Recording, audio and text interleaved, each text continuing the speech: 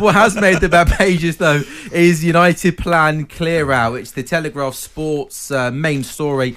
James Ducker, very well connected to Manchester United, says this morning, gentlemen, Manchester United are prepared to listen to offers for the majority of their first-team squad this summer, apart from a clutch of rising stars. Old Trafford's new hierarchy are thought to be ready to adopt an ultra-flexible approach to the transfer window, given their tight financial constraints and likely loss of Champions League revenue, although not actively seeking to offload a player such as Marcus Rashford, for example. It is understood United would give genuine consideration to a credible offer for the struggling England striker, particularly if he indicated a desire to pursue a fresh challenge. We know it's all changed off the pitch, Ali, at Manchester United at the moment.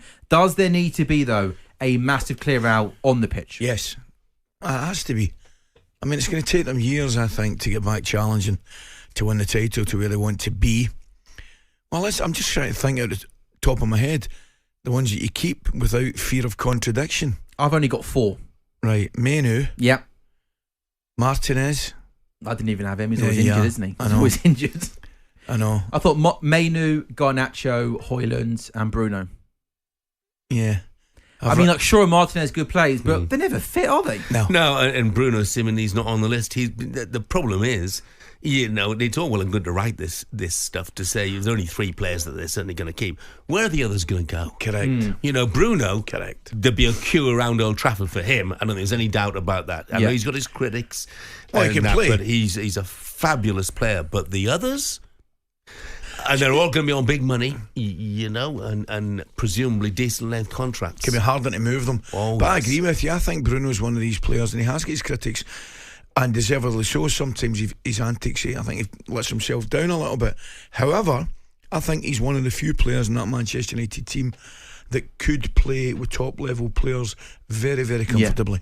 Very comfortably. And Marcus Rashford, I think he might be one of the more high-profile players that makes a lot of headlines this summer. We know he's had a disappointing season. Where do you stand on Rashford, Ali? I just think looking at Marcus Rashford, I honestly believe it the best interests of all parties that he goes and gets a fresh challenge somewhere. I think he needs it. I think it probably suit Manchester United. I think it's just at the point now where the Manchester City, Manchester United fans are beginning to run out of patience a little bit with Marcus and indeed a few others on the side. And I don't know, I look at his body language and I keep saying it, he just doesn't look happy.